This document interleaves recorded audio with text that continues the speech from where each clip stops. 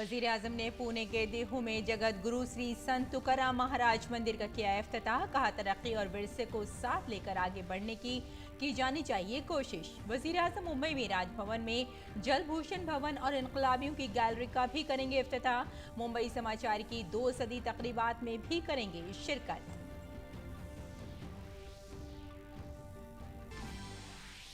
वजीर आजम नरेंद्र मोदी ने मरकजी हुकूमत की तमाम वजारतों और महकमों में इंसानी वसाइल की सूरत हाल का लिया जायजा। वजीर आजम ने अगले 1.5 साल में मिशन मोड में 10 लाख लोगों को भर्ती करने की दी हिदायत।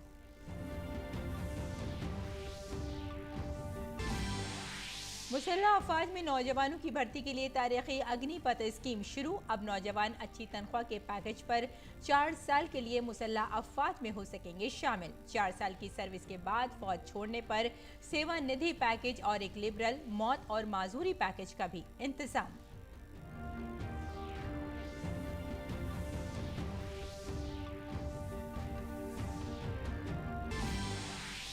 वज़ीर दिफा राजनाथ सिंह ने अग्निपथ मंसूबे को करार दिया तारीखी। कहा, अग्निपथ और अग्निवीरों के जरिए भारतीय मुसल्लह अफवाज का प्रोफाइल बनाया जाएगा यूथफुल।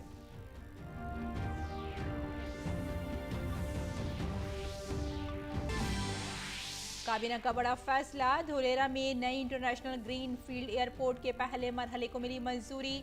एयरपोर्ट 2025-26 में हो जाएगा तैयार। 23 लाख से जायद मुसाफिर कर सकेंगे सफर। इसके अलावा इससे 20,000 टन कार्गो की आमदरफ्त मुतवक्के। नेशनल हेराल्ड से मुताल्लिक मनी लॉन्ड्रिंग मामले में कांग्रेस लीडर राहुल गांधी आज मुसलसल दूसरे दिन एनफोर्समेंट डायरेक्टोरेट के सामने हुए पेश। पूछगछ लंच तक 4.5 घंटे तक चली।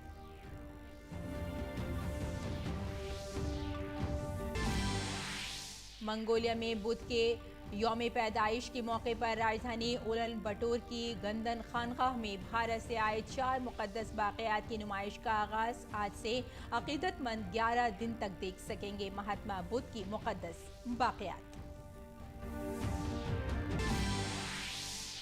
और भारत और जनूबी अफ्रीका के दरमियान तीसरा T20 इंटरनेशनल मैच आज विशाखापट्टनम में। भारत को 5 मैचों की सीरीज में बरकरार रहने के लिए ये मैच जीतना जरूरी। भारत सीरीज में 2-0 से है पीछे। आदाब नाज़रीन, खबरनामे में आपका इस्तकबाल है। मैं हूं आपके साथ रेशमा फारूकी। तफसील से आइए खबरों में नजर डालते हैं। पीएम मोदी महाराष्ट्र के दौरे पर हैं। पुणे में वजीर आजम का पुरतपाक और रिवायती इस्तकबाल किया गया। इस दौरान वजीर आजम ने खास तौर पर डिजाइन की गई पगड़ी पहनी, जिस तरह संत तुकाराम महाराज पहनते थे। इस खूबसूरत पगड़ी में एक खास बात यह है कि इस पर संत तुकाराम महाराज के अशार भी लिखे गए हैं।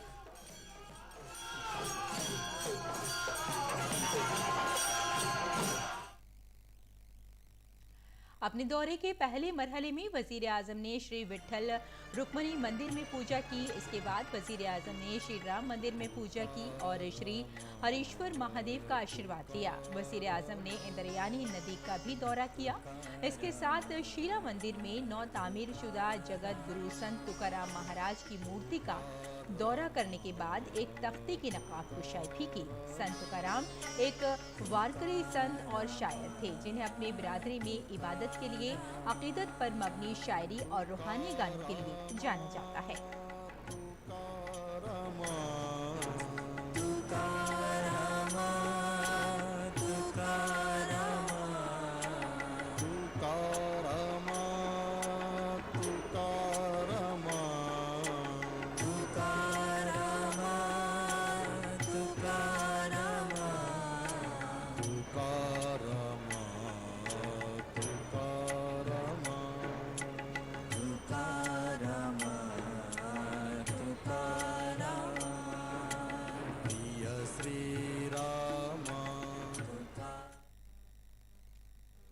पवित्र शिला मंदिर के लोकार्पण के लिए मुझे देहू में आने का सौभाग्य मिला है।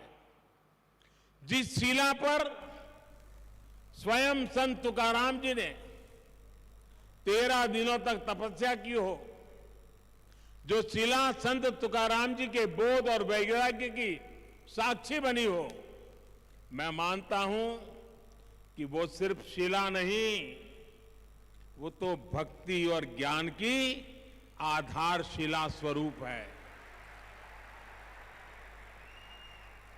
देहू का शिला मंदिर न केवल भक्ति की शक्ति का एक केंद्र है, बल्कि भारत के सांस्कृतिक भविष्य को भी प्रशस्त करता है। वजीर आजम ने संत तुकाराम की शायरी की हाथ से लिखी हुई कापी और जूते भी देखे। इसके बाद वजीर आजम ने मंदिर के अहाते में भजन कीर्तन किया। इस दौरान पीएम मोदी अकीदत से शराबोर नजर आए।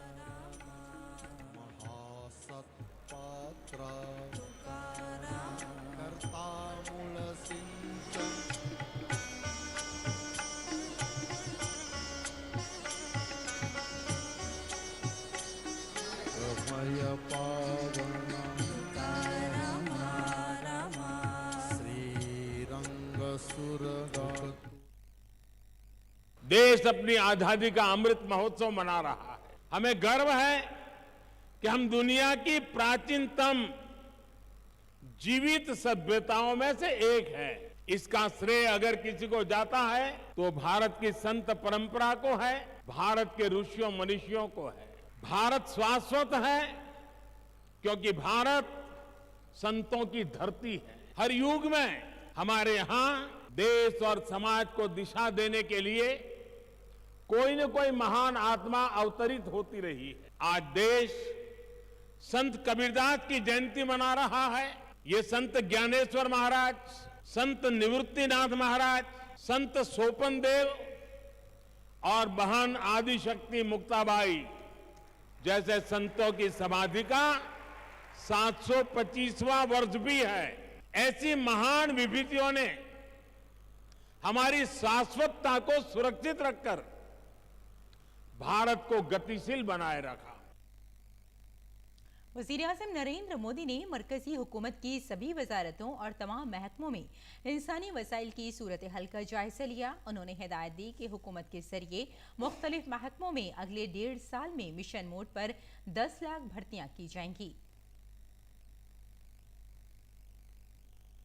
और वज़ीर दाखिला अमित शाह ने नौजवानों के लिए रोजगार की मौके पैदा करने पर पीएम मोदी का शुक्रिया अदा किया है। उन्होंने ट्वीट करके कहा कि नए भारत की बुनियाद उसकी नौजवान ताकत है, जिसको मजबूत बनाने के लिए मोदी जी मुसलसल काम कर रहे हैं। तमाम सरकारी महकमों और वजारतों में 1.5 साल में मिशन मोड में 10 लाख भर्ती करने की मोदी जी की हिदायत नौजवानों में नई उम्मीद और एतमाद लाएगी। मैं इसके लिए मोदी जी का शुक्रिया अदा करता हूँ। मरकजी वजीर अनुराग सिंह ठाकुर ने 10 लाख नौकरियों की भर्ती के लिए पीएम मोदी की हिदायत का खैर मकदम किया है। उन्होंने ट्वीट किया कि पीएम नरेंद्र मोदी जी ने पिछले कुछ सालों में हुकूमत को ज्यादा जवाबदेह बनाया है और हुकूमत की तवज्जो अवाम पर मरकूज की है। आखिरी मील की फरहमी को यकीनी बनाया है। अहदाफ और मवाक़े को पूरा करने के लिए हुकूमत की ताकत में इजाफा आत्मनिर्भर भारत के विजन की तरफ एक और बड़ा कदम है। वज़ीर आज़म नरेंद्र मोदी की सदारत में आज मरकजी काबीना की मीटिंग में गुजरात में धोलेरा ग्रीन फील्ड हवाई अड्डे की तरक्की को मंजूरी दे दी गई। मरकजी वज़ीर इत्तलात और नशरियात अनुराग सिंह ठाकुर ने काबीना के इस फैसले की जानकारी दी।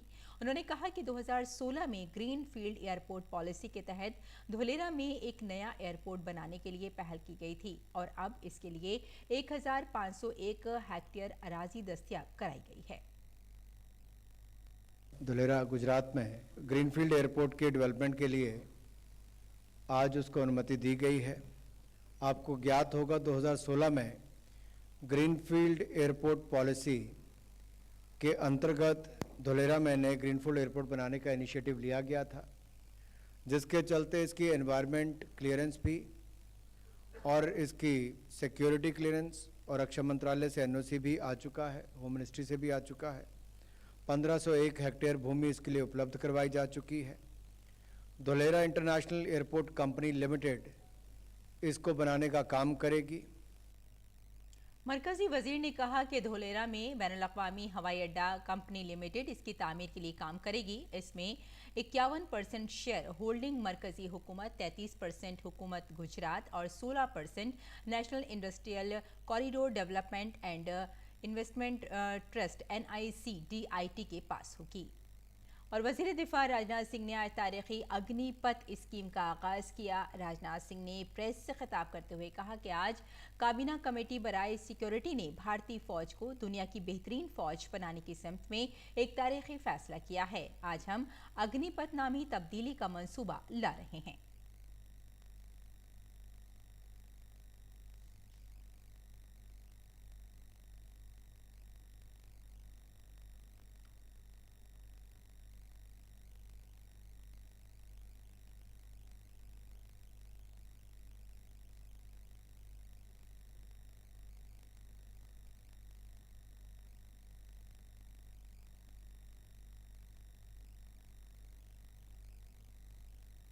भारतीय सेनाओं को विश्व की बेहतरीन सेना बनाने के लिए उस दृष्टि से आज कैबिनेट कमेटी ऑन सिक्योरिटी ने भी एक ऐतिहासिक फैसला किया है।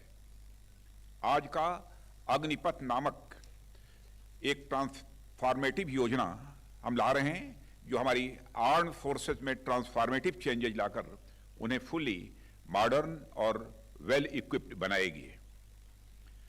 अग्निपथ योजना में भारतीय नौजवानों को बतौर अग्निवीर आर्म्ड फोर्सेस में सेवा का अवसर प्रदान किया जाएगा। और साथ ही उन्होंने ये भी कहा कि आज तारीखी अग्निपथ स्कीम का आगाज हुआ और राजनाथ सिंह ने प्रेस से खिताब करते हुए कहा कि आज काबीना कमेटी बराए सिक्योरिटी ने भारतीय फौज को दुनिया की बेहतरीन फौज बनाने की सिमत में एक तारीखी फैसला किया है।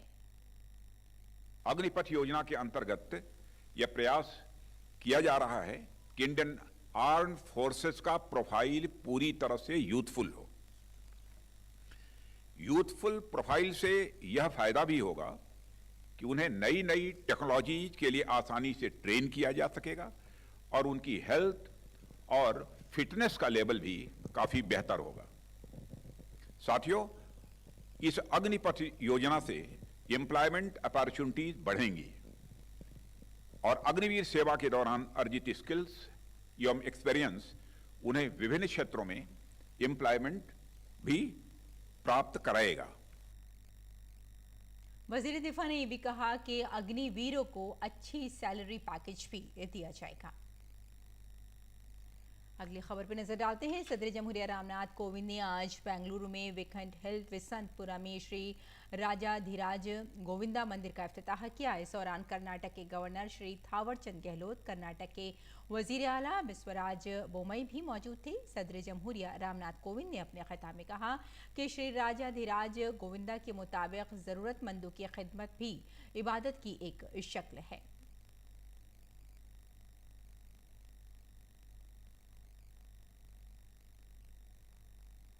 According to Srila Prabhupada ji, service to the needy is also a form of worship, and hence ISKCON has come to be known equally for humanitarian interventions. He wanted to offer everyone, no matter of what caste, gender, religion or nationality, an opportunity to live a life of joy, peace of mind and God consciousness. Temples for him were the entry points to the path leading to that life. National Herald मामले में Congress leader Rahul Gandhi से enforcement directorate आज मुसलसल दूसरे दिन 4.5 घंटे तक पूछगछ कर रहा है और साथ ही राहुल से पीर को तकरीबन 10 घंटे तक पूछगछ की गई थी।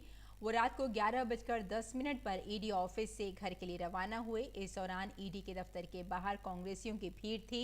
ईडी ने पीर को सुबह राहुल से पहले दौर में 3 घंटे तक सवालात पूछे। इसके बाद लंच ब्रेक के दौरान राहुल सोनिया गांधी से मिलने अस्पताल पहुंचे। यहां से वो दोबारा ईडी के दफ्तर पहुंचे, जहां उनसे दूसरे दौर की पूछगछ की गई।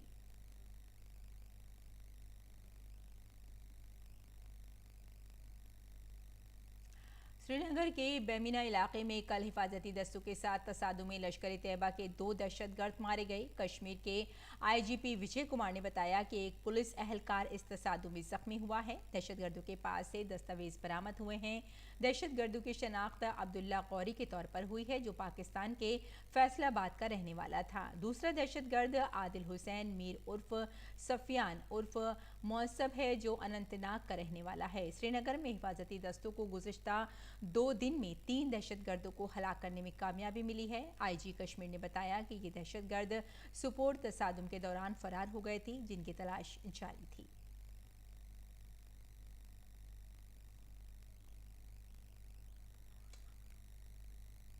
और अगली खबर की तरफ रुख करते हैं। आसाम के गुवाहाटी में बोरा गांव के करीब निजारा पार इलाके में आज चट्टाने खिसकने के वाक़े में 4 अफराद हलाक हो गए। वहां पीर की रात से ही ज़बरदस्त बारिश के सबब ये वाक़या पेश आया। मलबे के नीचे से 4 लाशें बरामद की गई। आसाम के पुलिस कमिश्नर ने इसकी तस्दीक करते हुए कहा कि चट्टाने खिसकने की जगह पर 4 मजदूर रह रहे थे। मलबे में दबने से उनकी मौत हुई है। खून का अतिया देने वाले अफराद अब आरोग्य सेतु ऐप पर अपना इंदराज करा सकते हैं। इंदराज कराने के बाद आपके पास हर 4 महीने पर खून का अतिया देने के लिए मैसेज आएगा। आज खून का अतिया देने का आलमी दिन है। इस मौके पर वजारत सेहत में मरकजी सेहत सेक्रेटरी ने खुद अतिया करने के मोबाइल वैन का इफ्तिताह किया।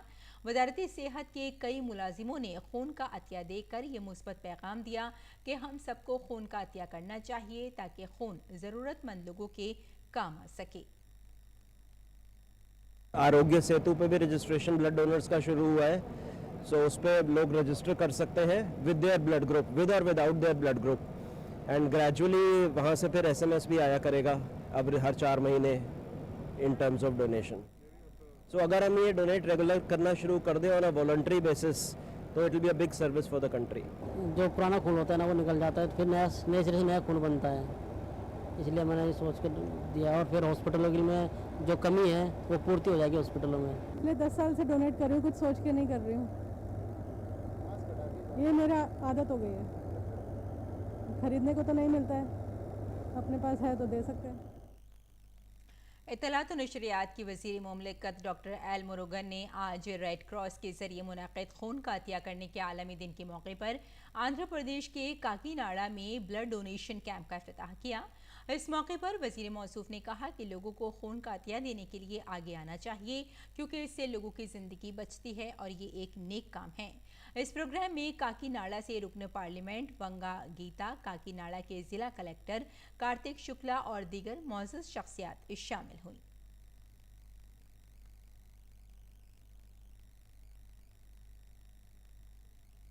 Collectorate office staff, he is given 109 time in this highest time and as in blood donor.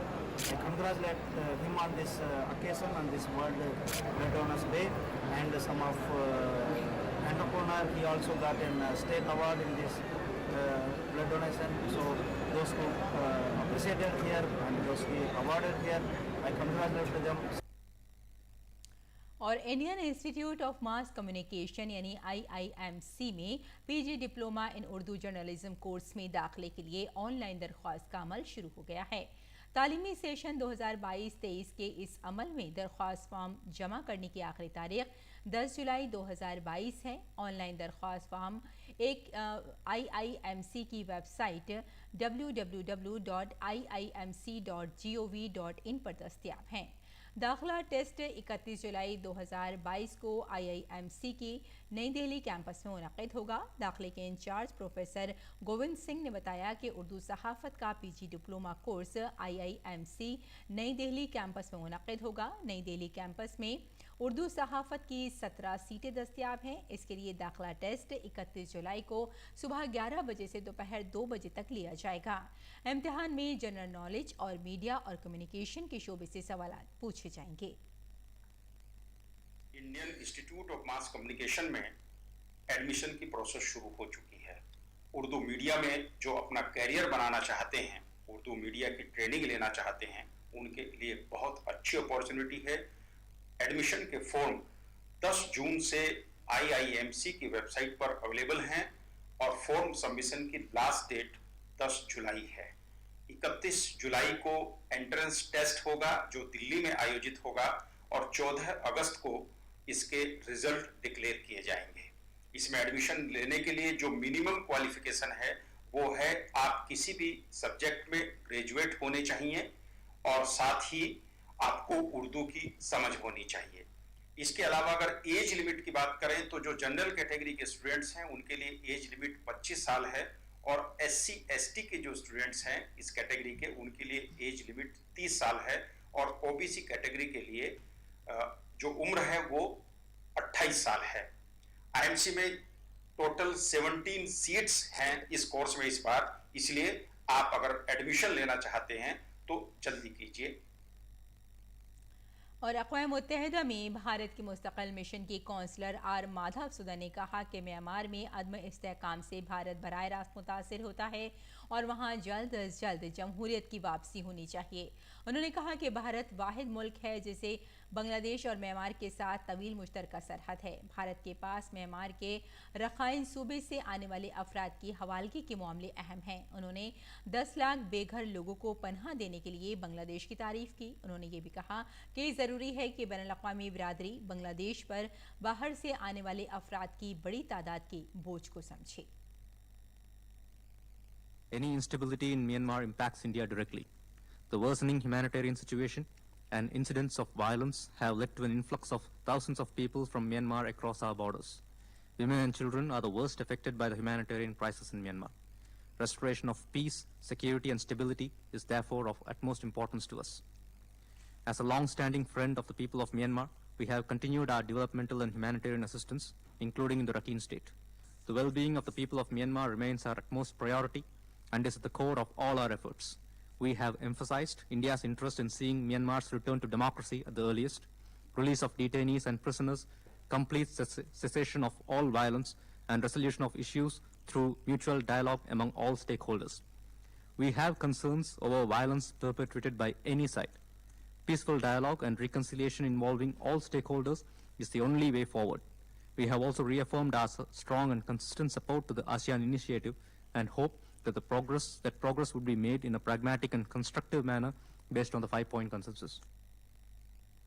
Bharat की हुकूमत ने पीर को नई कानून साजी की तजवीज़ पेश की। ये तजवीज़ ब्रेक्जिट के बाद शुमाली आयरलैंड के लिए तिजारती क़वानीन को तब्दील कर देगी। यूरोपीय यूनियन ने मुनासिब कार्रवाई से खबरदार करते हुए कहा है कि वो शुमाली आयरलैंड पर प्रोटोकॉल मुआहदे पर दोबारा बातचीत नहीं करेगा। यूरोपीय कमीशन के नायब सदर मारूस सेफकोविक ने एक बयान में कहा कि दोबारा मुज़ाकरात शुमाली आयरलैंड के शहरियों और कारोबारी इदारों के लिए मज़ीद कानूनी गैर यकीनी सूरत हाल का माहौल पैदा करेंगे। Renegotiating of the protocol is unrealistic. No workable alternative solution has been found to this delicate, long negotiated balance. Any renegotiations would simply bring further legal uncertainty for the people. German chancellor Olaf Sholes ने बरतानिया और शुमाली Ireland के दरमियान सामान की नकलो हरकत पर पाबंदी के कानून के निफाज के बरतानिया के फैसले को गैर मुनसिफाना और अफसोसनाक करार दिया है। उन्होंने कहा कि ताल्लुक़ से यूरोपीय यूनियन का मुत्तफ़िक़ा रद्दअमल सामने आएगा। सामान की नकलो हरकत पर बरतानिया और शुमाली आयरलैंड के दरमियान तनाव बढ़ रहा है। बरतानिया ने इसके लिए आयरलैंड पर मामले को हल करने के लिए दुरुस्त तरीक़ा इख्तियार न करने का इल्ज़ाम लगाया है। शोल्स ने कहा कि बरतानिया ने इंतहाई अफसोसनाक फैसला लिया है जो यूरोपीय यूनियन के साथ तमाम मुआहदों के खिलाफ है। उन्होंने कहा कि नाइंसाफ़ी भी है क्योंकि यूरोपीय कमीशन ने बहुत सी अमली तजावीज़ पेश की हैं। अगरचे दुनिया भर में कोरोना की रफ्तार कम हुई है लेकिन कोरोना इन्फेक्शन के मामलात में इजाफा जारी है। दुनिया भर में अब तक 54 करोड़ से ज़ायद अफराद कोरोना वायरस से मुतासिर हो चुके हैं। कोरोना की वजह से 63 लाख से ज़्यादा लोग जान की बाजी भी हार चुके हैं जबकि 51 करोड़ से ज़्यादा लोग कोरोना वायरस के खिलाफ जंग जीतने में कामयाब रहे हैं। अमेरिका अब भी कोरोना वायरस के इन्फेक्शन के मामले में सर-ए-फ़हरिस्त है। अमेरिका में अब तक कोरोना इन्फेक्शन के 8 करोड़ 73 लाख से ज़्यादा मामले दर्ज हो चुके हैं। अमेरिका में कोरोना से 10,35,000 अफराद हलाक हो चुके हैं। और खेल की खबरों में भारत और जनूबी अफ्रीका के दरमियान 5 मैचों की T20 सीरीज का तीसरा मैच आज विशाखापट्टनम के doctor YS Rajasekhara Reddy cricket stadium में खेला जाएगा। Men in the blue series के पहले 2 मैच हार चुके हैं। तीसरे मैच में टीम इंडिया के लिए करो या मरो की सूरत हाल है और अगर भारत तीसरा मैच हार जाता है तो ये सीरीज भी गंवा देगा। भारत के लिए ओपनिंग जोड़ी का ना होना बाइस तशवीश है। खास तौर पर ऋतुराज गायकवाड़ ज्यादा रन बनाने के लिए जद्दोजहद कर रहे हैं। इससे कबल भारत ने लगातार 12 मैच जीतकर इस सीरीज में कदम रखा था, लेकिन उसे जनूबी अफ्रीका की मजबूत टीम के खिलाफ अभी तक शिकस्त का सामना करना पड़ा है। पहले मैच में भारत को नाकिस गेंदबाजी की वजह से शिकस्त हुई और दूसरे मैच में बल्लेबाजों ने मायूस किया। पंचकुला में 4 जून से शुरू हुए खेलो इंडिया यूथ गेम्स का पीर को रंगारंग प्रोग्राम के साथ इख्तिताम हो गया। मेजबान हरियाणा ने अपना तसल्लुत बरकरार रखते हुए सबसे ज्यादा तमगे जीते। हरियाणा 52 तलाई समेत कुल 137 तमगों के साथ सरफहरिस्त रहा। महाराष्ट्र की टीम 125 तमगों के साथ दूसरे नंबर पर रही, जबकि कर्नाटक ने तीसरी पोजीशन हासिल की। इख्तितामी तकरीब के मौके पर हरियाणा के गवर्नर बंडारू दत्तात्रेय, मरकजी वजीर खेल अनुराग सिंह ठाकुर, खेल के वजीर मुमलिकत नेस्त प्रमाणिक और हरियाणा के वजीर आला मनोहर लाल खट्टर मौजूद थे। रूस के डैनियल मेदवेदेव दुनिया के नंबर 1 टेनिस खिलाड़ी बन गए हैं। उन्होंने आलमी रैंकिंग में सरफहरिस्त नोवाक जोकोविच की जगह हासिल कर ली है। अब जोकोविच रैंकिंग में तीसरे नंबर पर चले गए हैं। जर्मनी के अलेक्जेंडर ज़ोरेफ दूसरे नंबर पर हैं। और नाज़रीन, अब वक्त हो चला है आपसे रुखसत होने का, लेकिन इससे पहले आपको लिए चलते हैं कोची, जहां इसके कुदरती नज़ारे आपको अपनी सांसें रोकने पर मजबूर कर देंगे। आप इन नज़ारों से महसूस हों और हमें यहीं इजाज़त दें। आदाब।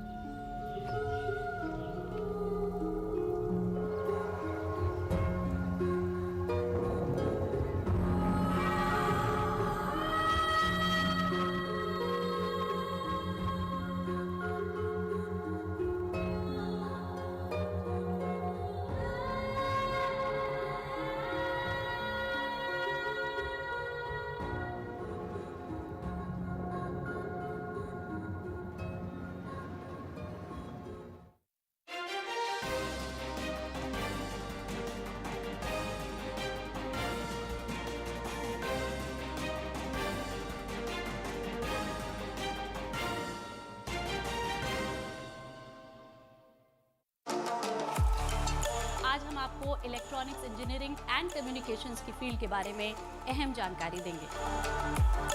तो इलेक्ट्रॉनिक्स इंजीनियरिंग